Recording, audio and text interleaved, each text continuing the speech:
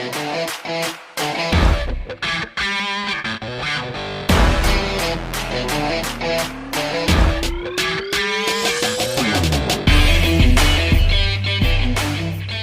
right, here we go again. Welcome back, everybody, or welcome for the first time to the Second and Long Football Podcast. My name is Gabe, and I'm joined by my co-host Joe. Joe, how are you doing today? I'm doing pretty good. I'm happy that the NFL has calmed down a little. I have a second to inhale and exhale oxygen. Not bad. I'll take it. Yeah, that is pretty nice. You definitely will take that when you just have a second, really just... There's only a couple important things going on, so there's not a million things that you want to try to discuss and you just can't get to. So I should be able to get to the important things and, feel like we actually covered most of the stuff. Yeah, no, I'm excited to get going on what we have today, and I'm ready. No need for the small talk.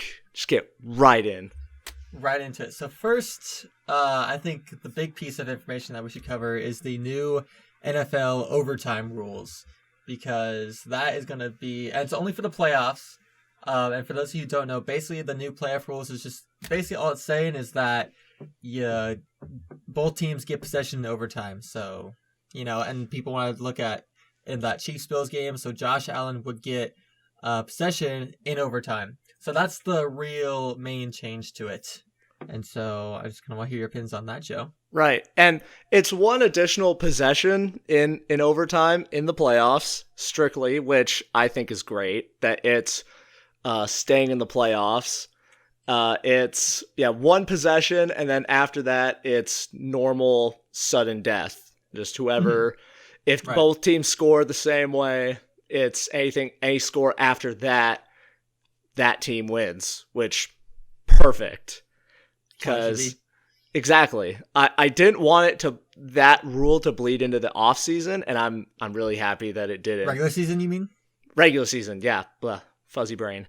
But the way I see it for the regular season, as the games aren't as intense, you have 4 quarters to win the game, and you know who else has 4 quarters to win the game? The team you're playing against. Okay, that's what I was thinking for. Both teams have equal opportunity, and as someone that's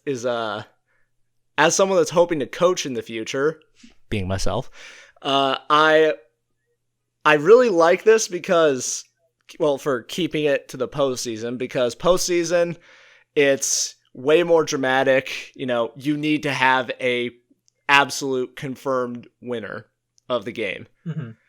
And for the regular season, the way that I've always sort of viewed it is no matter how bad you get beaten up in the first quarter, even if it's 21-0, if they were able to score 21 points in the first quarter, so can you. You can absolutely make that happen because they did it with one half. Why not do the same thing in the next? So I'm happy that it's just for the most intense games of the season, and I'm sure it's the main reason that they want to have this rule is to get more people watching. More games are going into overtime now, so you get more eyes on those games. There's not really any real downside to having that in the postseason. Yeah, no, I absolutely agree. And I think another thought process to not having it be in the regular season, only in the postseason, is, the regular season is long enough as it is, and when a game hits overtime, obviously everyone wants to win, but no NFL player wants the game to drag out longer than it really needs to be, especially if it is potentially a game that doesn't quite matter that much. And so it also, the fact that it's not in the regular season, I think is also to help protect the players, keep them just a little bit more safe. They already added that 17th game on, so now they're actually trying to do a little bit for the players to maybe keep them healthier and then, be ready come playoff time when they do have to go out there and play a potential game that goes into 5-6 quarters, And right. I think any NFL player is going to tell you it's worth it to try to get the ball back to keep your season alive, because no one wants to go home, especially if they feel like they unfairly have to go home. Right. And with that, no one wants to tear their MCL in week 6. For what? Exactly. Yeah. it's good where it is. Good job. The Bills could have won that game. Absolutely. Just gonna absolutely. As someone that is selectively preying on the Chiefs' downfall, Gabriel Davis could have won that game by himself. So oh god, he had what, 4 touchdowns? 4, yeah, and like 200 some yards as a third string receiver. Now actually I believe he's a second string receiver now that Cole Beasley's gone, and I don't know if Emmanuel. Likely, yeah. I'm not sure if Emmanuel Sanders is still there. I don't think he is. Okay, is he retired now? Well, wherever he is, even if he was still in Buffalo, I think after that one game, Gabriel Davis has definitely taken the spot above Emmanuel Sanders. That's for damn sure. At very least, he made his case for it. I respect what he did in that game. Absolutely. But yeah, so we just wanted to talk about the overtime rules. I think from what I've heard, I haven't heard anyone that's been against the overtime rule changes. So good job on the NFL for actually coming to a conclusion that is going to make the most people happy. Yeah, good job on Roger Goodell for bringing joy into the world versus the usual. For once.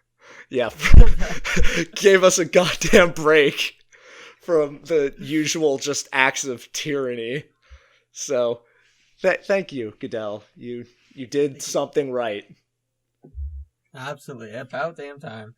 But anyway, so now we want to jump into our main segment before we hit a couple other storylines towards the end, and we want to do our pre-draft worst to first.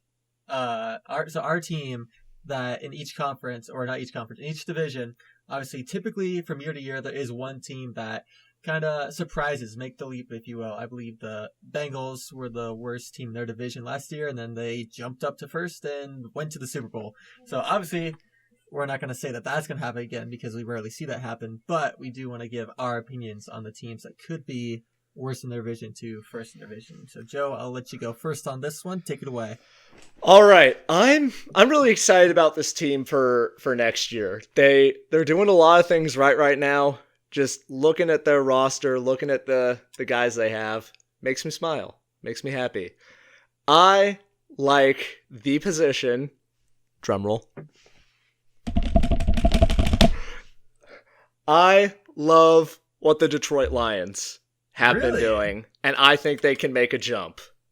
Okay, I was thinking about the Lions, but I was, it's hard to bet on the Lions, so I was a little bit, I shied away from the Lions a little bit when I was thinking about this. I can address that. I'm going to address exactly that. All right, perfect. I can't wait to hear it. Hang on to your seats.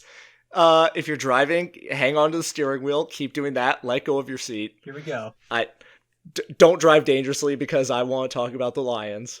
Okay, so let's start with two of their free agent signings that I think will bolster up the team a bit. So number one is their biggest signing being that of 6'4" wide receiver, criminally underrated DJ Chark. He finally he's had the handcuffs taken off from Jacksonville, and now he's got them put back on in Detroit. So that's actually kind of interesting. Think about that. He had to move from Florida to Detroit. Yeah, that kind of rough.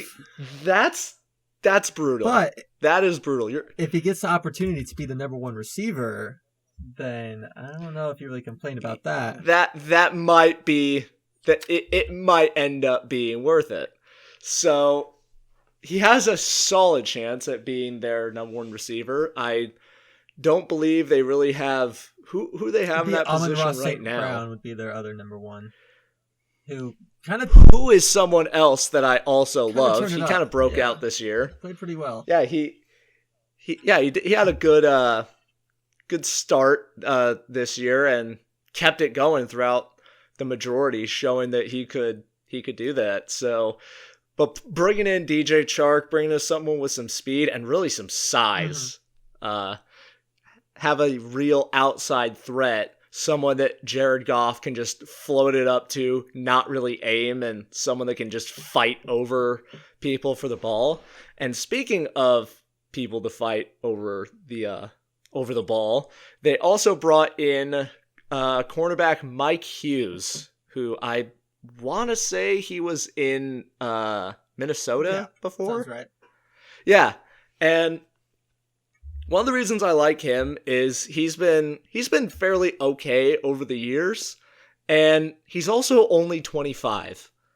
And with young DBs, there are some positions in football where you're just sort of, once you get in your groove, you're stuck.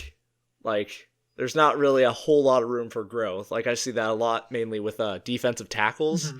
I feel like you're either really good or you're not, and you pick one on draft day, and then that's your career. You don't typically see 29-year-old defensive tackles just come out of nowhere and take over the league. But with corners, there's a lot of room for progression and a lot of room to get better. And I think he's already fairly good as it is, along with the fact that they just let go of cornerback Justin Coleman, who is making his reunion back in Seattle this coming year.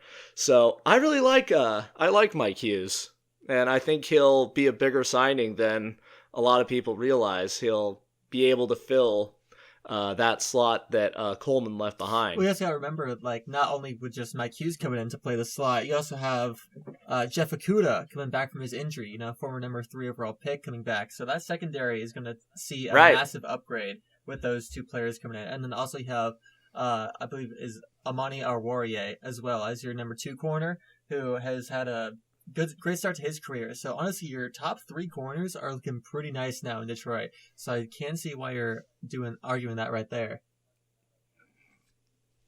And that's not all. Oh, but there's more, of course. But there's more. There's always more. So now let's turn to their draft capital. Oh, God. So much. This gives me a strange feeling in my stomach that I don't know if I like or not, because it's Detroit and they love taking beautiful things and turning them into Detroit. Could it possibly be, dare I say, excitement for Detroit? Okay. Hang on. We'll get there. We'll get there. Don't want to say it too loud. Don't want to jinx it. Maybe. Yeah. The football gods are listening, and like, if you get struck by lightning and I have to finish this podcast myself, so be it. But so if we look at their draft capital, so they have 2 first rounders. They have the 2nd pick in the draft, which, amazing. You don't have all the pressure of the first, but you're also getting a fantastic player. Like, typically, I don't know, most number 2 overall picks pan out somewhat. You would hope so. You would hope so. If you were that bad to get the 2nd overall pick, you hope you're getting someone to properly fill that role. And I mean, somewhat a decade ago, bit more, they did pretty well when they had a similar pick, getting some random QB named Matthew Stafford. So they've shown they can. They've shown they can do it. A number 2 overall pick, actually, that they had. Look no further than Calvin Johnson as well. So, they have had some. And also, wasn't the animal known as Ndamukong Suh also a Lions second overall pick? That'd be right. Yeah, what a guy. But and they also have, I believe it's either the 30th or the 31st pick. So they have a pick in the back of the first round, too. The 32nd overall pick. It's the 32nd overall pick. I thought it was 2. Wrong on both. Love to see it. All right. We drop down a little bit, and they also have 2. Not 2. I wrote this down weird like this. They have the second round pick. Or pick 34, as some people like to call it. Or pick 34. Yeah, I just like making things harder for myself. So the second round pick, where they could also find someone fairly talented. And that early on, you can find some solid starters in the second round. Like a couple years ago, the Browns found Nick Chubb early in the second round. And I believe it was 2 years ago. I don't know if it was last year or 2 years ago, where the Colts found Jonathan Taylor in the second round. Yeah, it would have been 2 years ago. 2 years ago, okay. So you can find pretty nice players in the second round. And to go with that, 3 third-round picks. Ooh.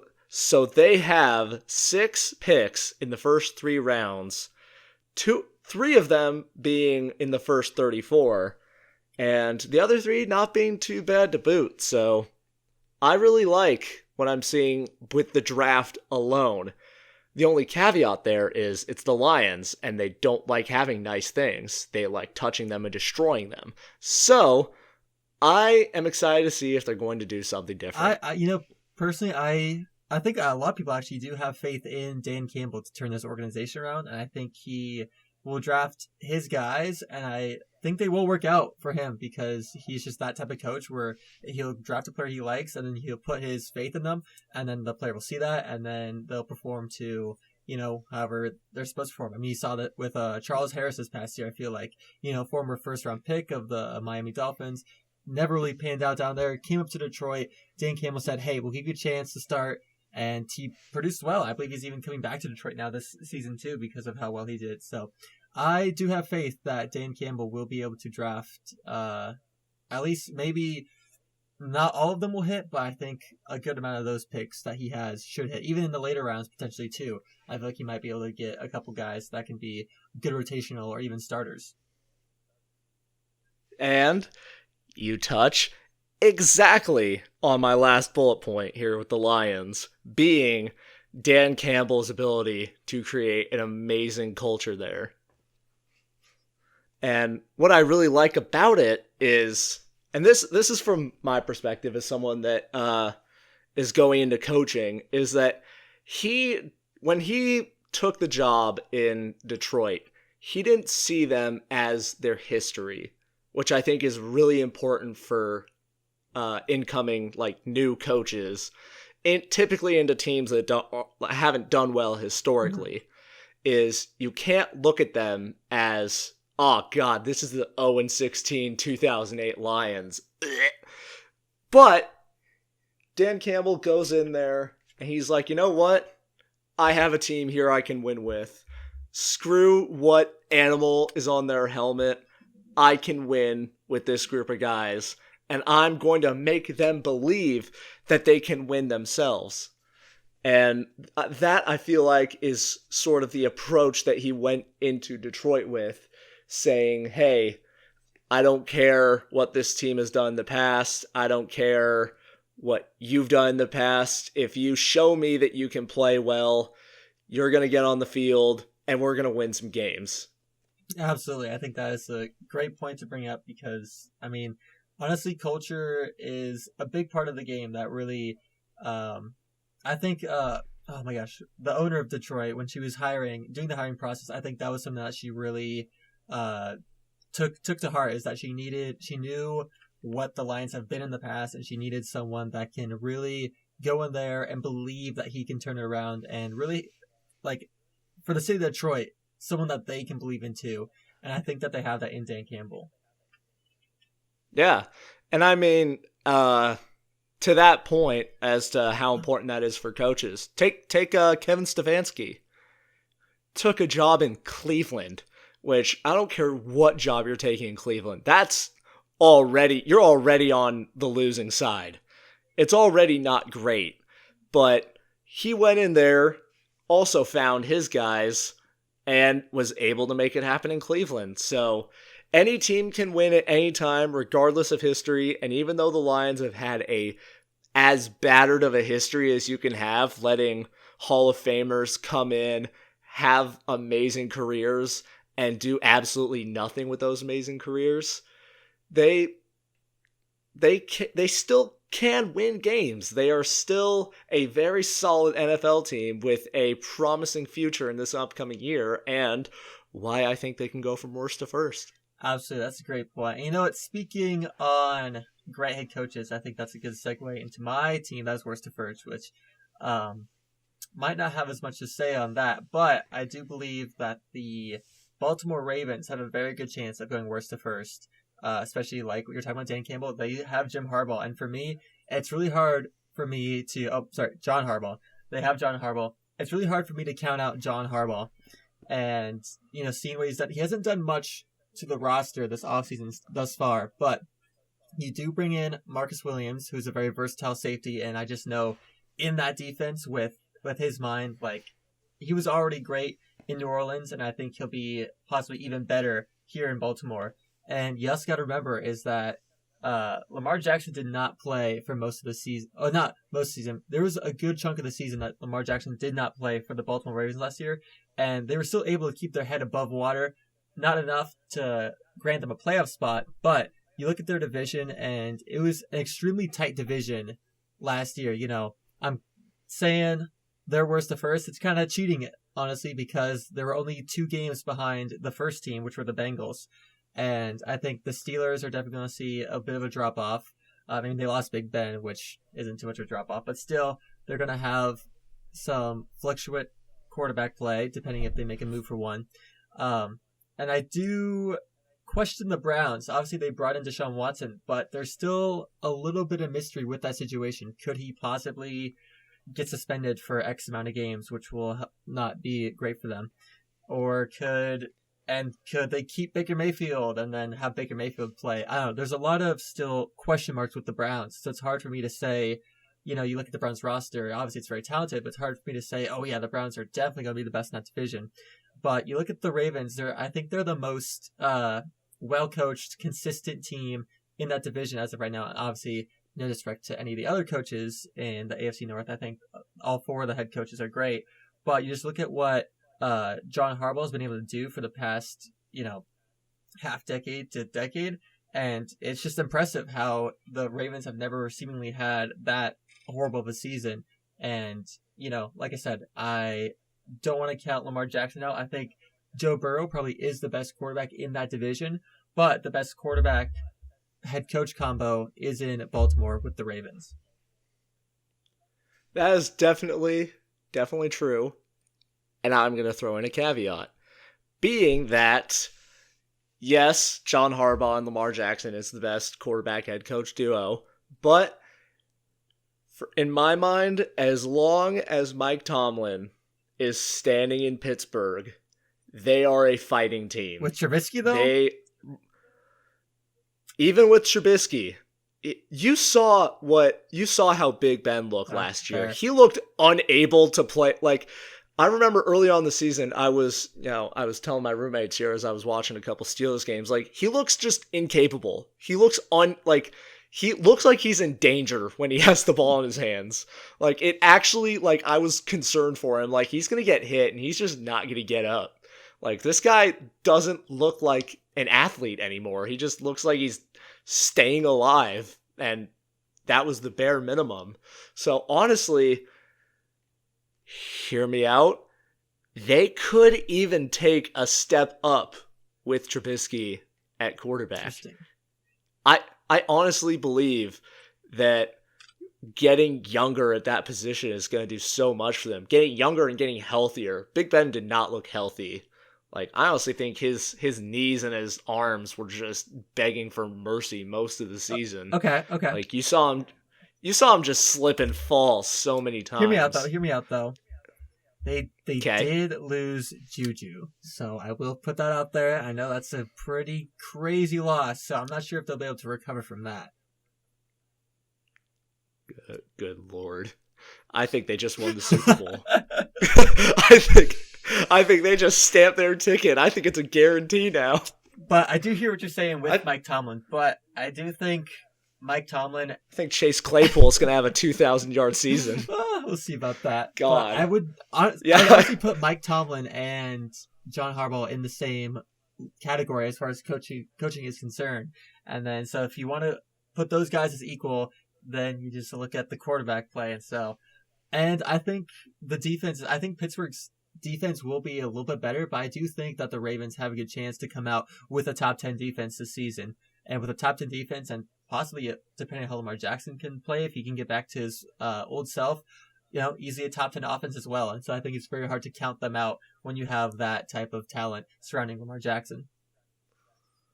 Well, absolutely. I'm not saying I would count them out. I'm saying that Pittsburgh is still a very competitive team. And along with Pittsburgh being very competitive, like we said earlier, the Bengals were just in the Super Bowl. And I know if I'm them, I'm going to be revamped. And yes, Zach Taylor is still a very young coach, and a lot of those games were down to the wire, last-second field goals. But the Bengals were scrappy last year. They won a lot of games with just grit. So I want to see how much grit the Ravens have and how they're going to look against Cincinnati. Those are going to be fantastic games. Definitely, especially how much Cincinnati dominated the Ravens last year. The Ravens are definitely looking for some revenge against Cincinnati this year. Right. And I mean, sort of like you were saying, Cleveland's going to be Cleveland. They are the epitome of dysfunction, disaster, and horror. At least historically, they have always been that. And it sort of looks like the cycle is repeating itself, except this time they just have better players. It's just organizational, just fire. But I think the Browns, I think they might stumble a little bit, especially early in the season, not because Baker was someone that you could trust.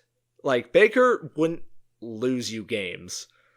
And now you're taking a risk on Deshaun Watson and totally trashing your relationship with Baker, which I don't think was the right call. But also, I am not the Browns GM. I'm not there. I'm not Kevin Stefanski. So I am praying that they have some kind of plan, or at very least release Baker. Just let him go. Like, you've already made it awkward enough. Yeah. You've pretty much told to his face you don't like him. Just let him go. Just let him be free. Yeah, that is fair. That is fair. He definitely deserves better than what he's been given in Cleveland right now. And maybe then he goes to Pittsburgh and we have a different conversation about Pittsburgh. Then who knows? Maybe Pittsburgh. Cause I would take Baker over Trubisky. So that is definitely a different conversation. Would you take Baker over Lamar? Oh God, no. Are you sure? 100% positive. I have full faith in Lamar Jackson. He ain't a running back. That's for damn sure. That's true. At very least, that's true. So maybe. We'll see. I guess we'll have to wait and see. We'll but see. Let's hear. I believe you said that you would like to talk about a worst to first in your eyes. Okay, I had one originally, and I'm still going to touch on them a little bit. But the more I thought about it, and this is from first to worst. So this is a team that excelled last year that I think has every possibility of just completely going in the toilet. And that team is the Packers. Packers, really? Even with Aaron Rodgers still? I have a page open of all of their moves in the offseason, and I can't make sense of any of them. All right, you're going to have to convince me on this one, because I don't think the Packers are not going to be a 13-win team like they were last year, but I definitely don't see them regressing a crazy amount, but let's hear what you got. So, and yes, he's, Aaron Rodgers is very talented and will probably do a heavy amount of carrying in this coming year. But so let's just look at some obvious things. You just got rid of the best receiver in the NFL. You just dished him out for it. Honestly, in my mind, when you have a player like Devontae Adams, it does not matter what you let him go for. It's that is hard value to replace in draft picks. And You lose Marquez Valdez-Scantling, mouthful, and you can't hang on to Equinemius St. Brown either. So I hope Alan Lazard loves running, because he's the guy right now. He's all they got. You got to take a receiver in the first round if you're the Packers. They don't have a choice. They boxed themselves in because they took a quarterback 2 years ago. That's true. Which, what was wrong with them then? That was another thing where, like the Browns, they just told Aaron Rodgers, hey, we don't really like you, so, hey, how about this young guy that will never touch the field and everyone thinks is awful? The guys won 2 MVPs, so they kind of be like, all right, I guess we'll keep you around, Aaron. Yeah, great job, guys. Great job, front office. Good call. They brought back Robert Tonyan on a 1-year. Whoop-de-doo. They signed a punter. They did sign Rasul Douglas. Oh, they brought him back. Good job there. Good. Yeah, they brought him back on a 3-year, $21 million. So, fine. Okay, good job. And they did one other thing. They brought in defensive tackle Jaron Reed, who I know you know very well. But do you think his value replaces Za'Darius Smith's? Oh, God, no. Not even close. Especially with the year he had with the Chiefs. No. Exactly. So their defense got worse. Their offense got worse. And let's look at their draft picks.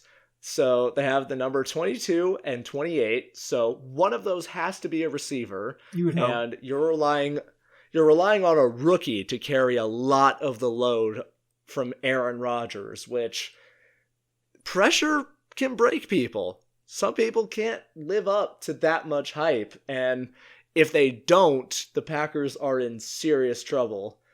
They also have the number 53 and 59 in the second round, and then they have 1/3, a couple fourths, a fifth, and a couple sevenths.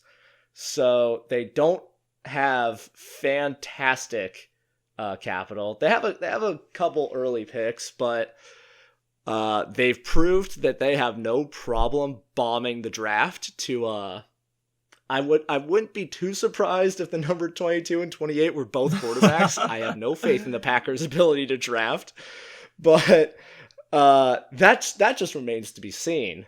So I can't get on board with dishing out one of the best players at their position in the league and preying on a 21-year-old to come in and fix that and fill that hole, fill that void.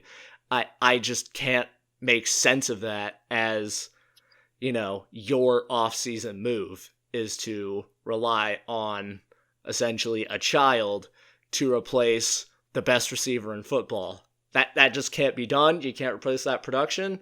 And I think there's a solid chance the Packers don't win their division this year. Yeah, I definitely hear what you're saying. But my question is, do you think the Packers would just not win their division, or do you think the Packers could potentially fall down to last place in their division? Because in my eyes, I see it very difficult for the Packers to be worse than the Bears. Well, there is that.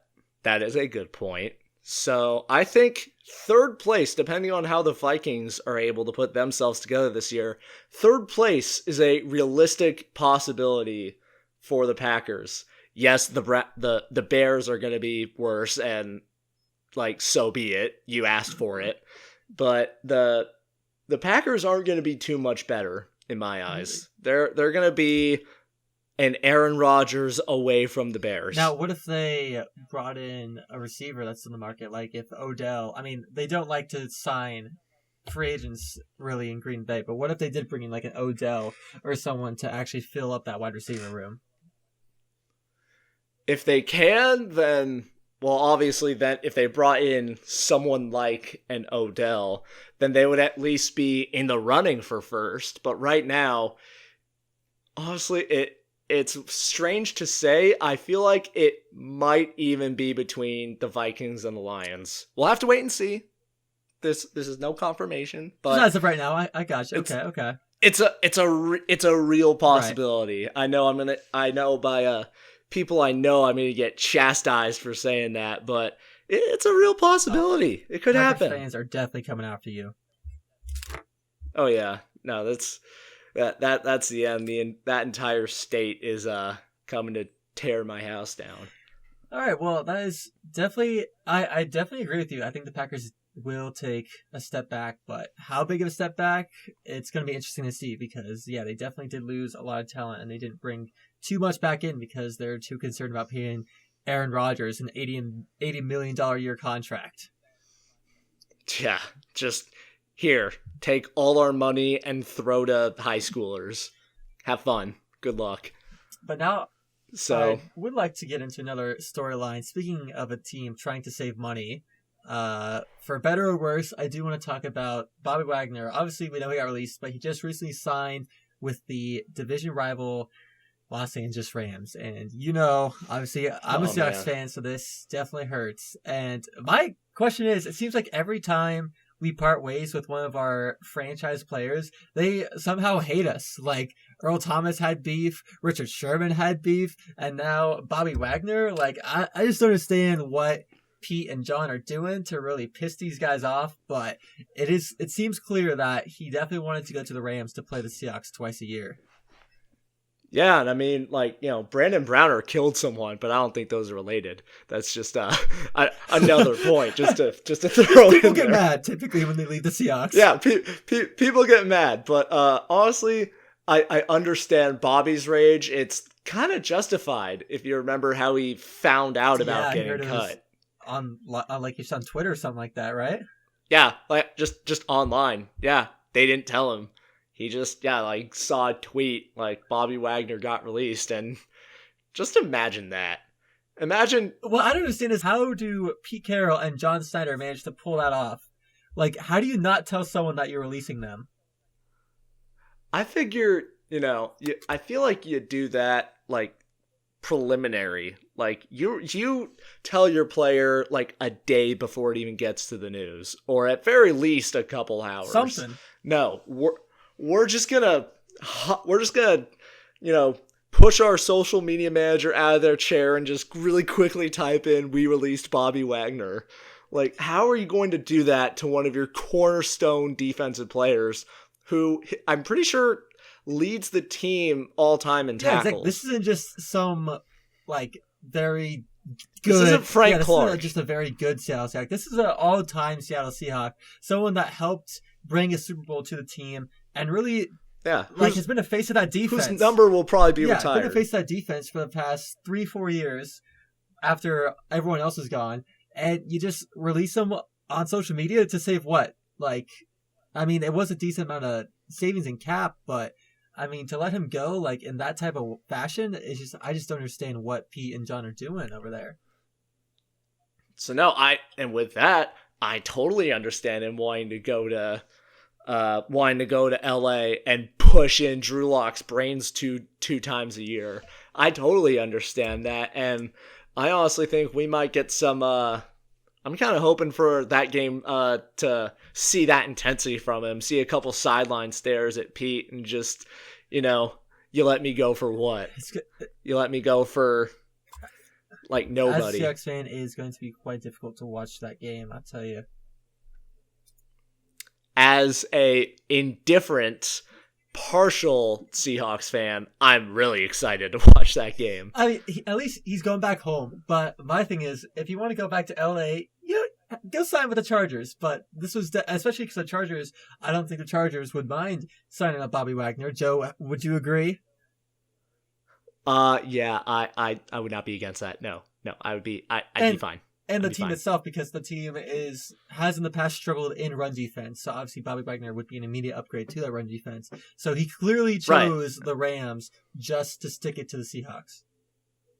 Right, and we already got Khalil Mack and Sebastian Joseph Day, but Bobby Wagner would have completely rounded that out and then made that a top 5 run defense in the league. But no, Bobby has unfinished business, and I'm in full support of finishing that up and getting 2 sacks and a pick in their first game next year. I can't wait. It'll be interesting. But all right, but one last thing I do want to wrap this up with, one last bit of Seahawks and actually Titans news, is that there have been a lot of speculations I'll see about the Seahawks shopping DK Metcalf and the Titans shopping AJ Brown, both from the same draft class, both from the same school, actually, matter of fact, both out of Old Nest. Jeez. I don't understand what the deal with that is. I've heard that the Jets offered the number 10 overall pick to the Seahawks for DK Metcalf, and that was turned down. So I personally believe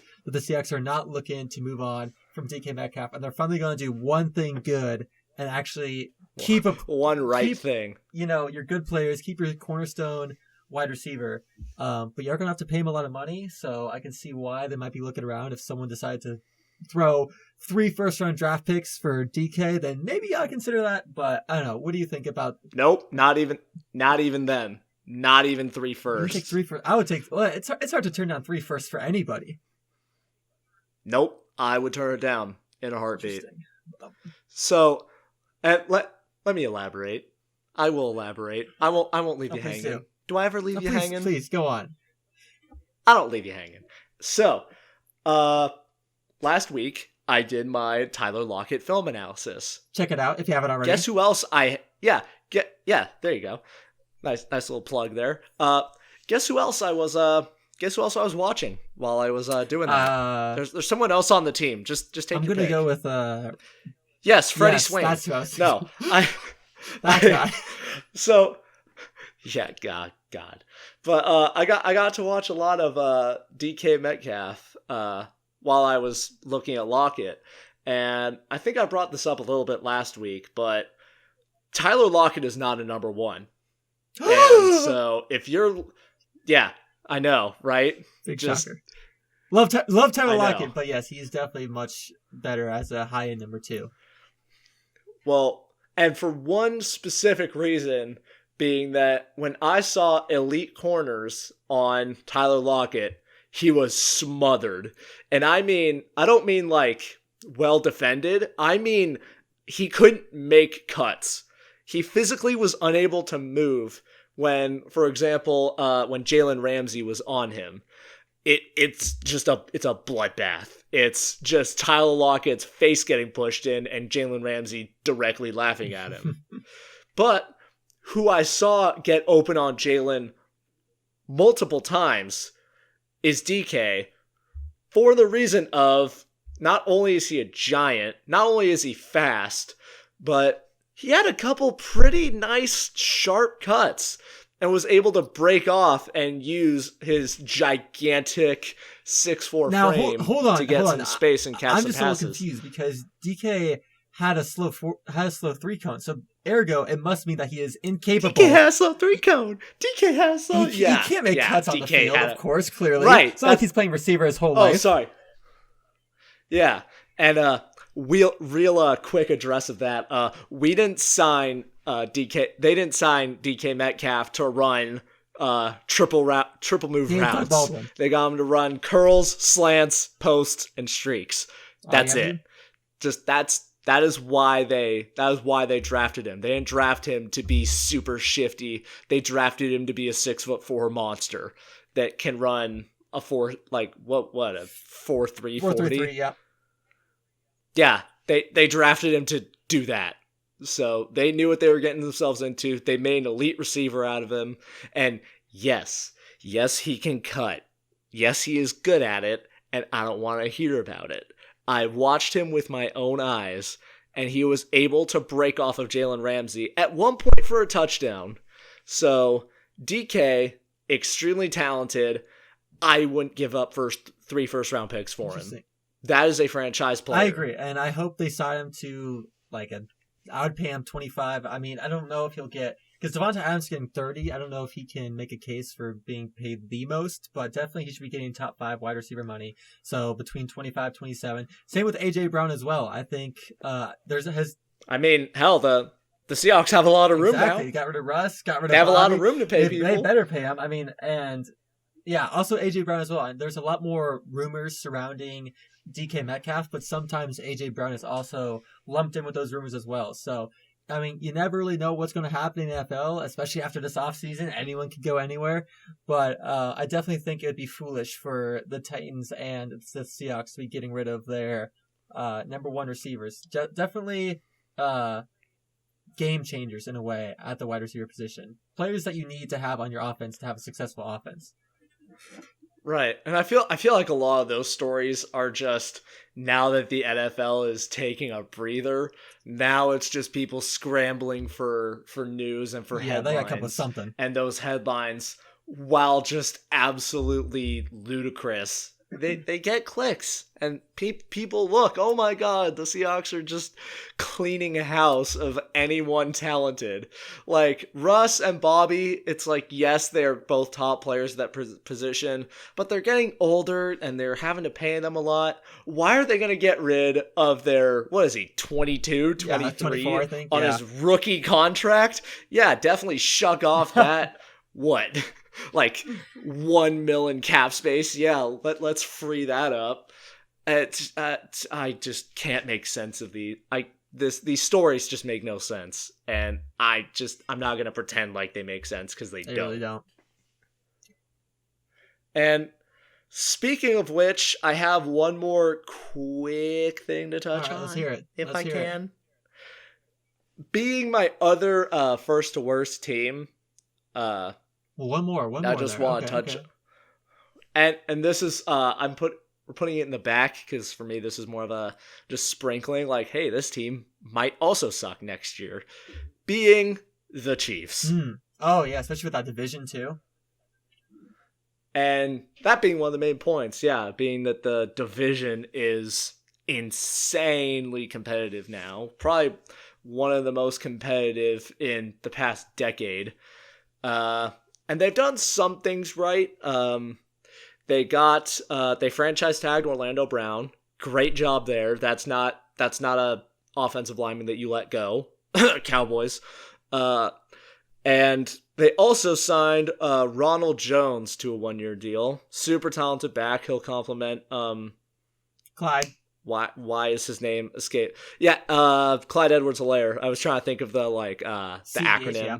But and you remembered it off the top of your head. Yeah, it just escaped me for some reason. And this time I am using the abbreviation, MVS, the receiver. Yeah, they signed him for 3 years. I think both of those are good signings. 2 signings that I can't get behind. Okay, you're gonna touch. I thought you were gonna leave out the Juju signing, but I assume this is where it comes in now. Oh no. Yes, yeah, no. It's we're coming back around. To 2 signings at the wide receiver position that I despise. Obviously, one being Juju. He's not a number one. Stop watching the, what was it, the 2017 highlights, 2016. When AB was there, yeah. When AB was there and Juju was getting covered by, bums. Yeah, stop watching those highlights. That's not who this receiver is.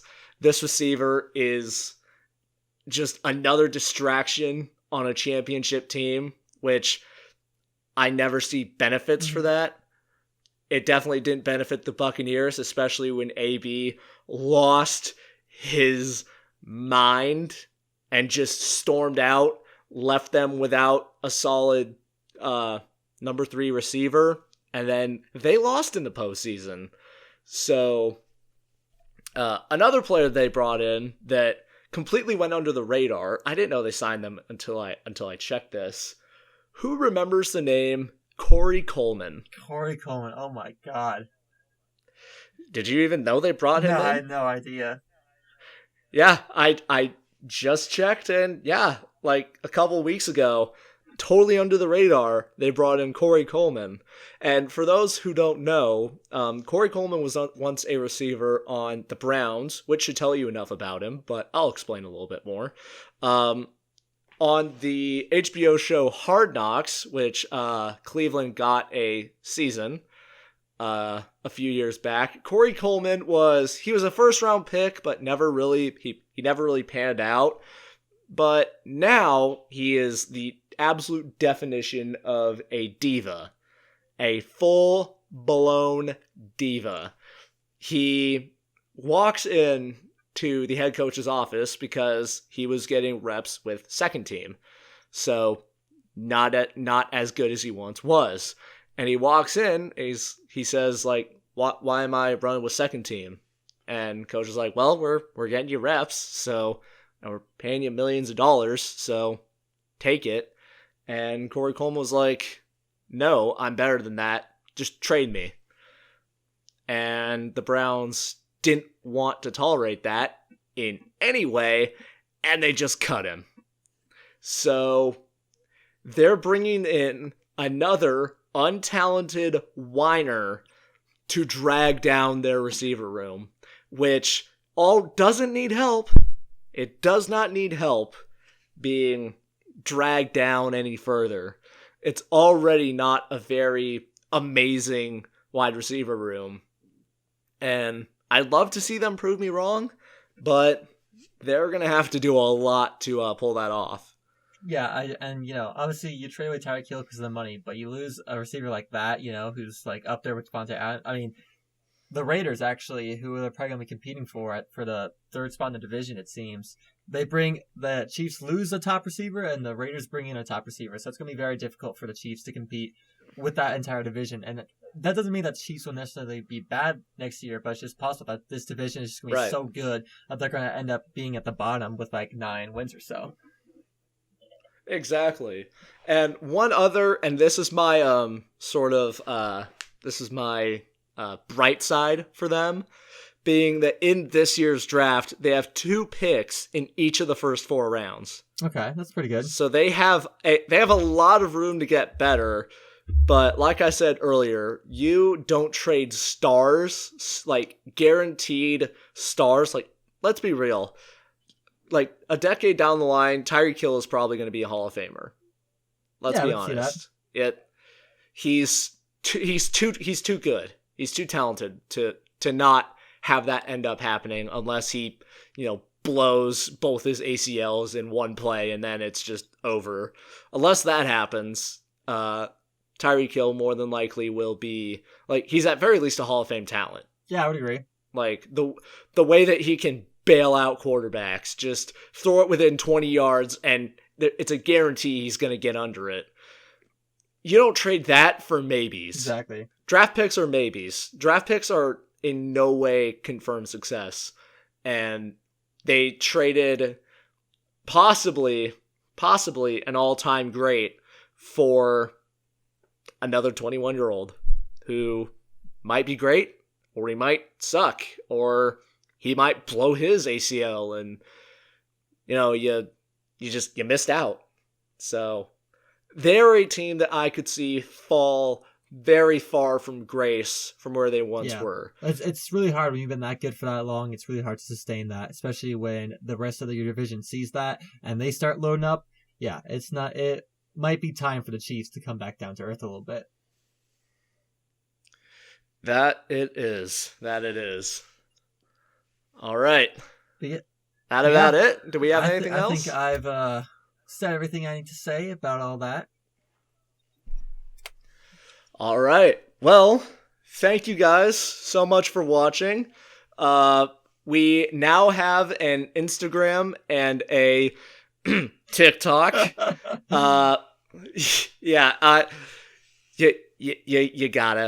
You just gotta. But anyway, so follow us on Instagram, at 2ndAndLong Podcast, and on TikTok we are just at 2ndAndLong. So give us a follow there, and thank you for watching. And I'm Joe. My name is Gabe, and we will see you in the next one. Take care, everyone.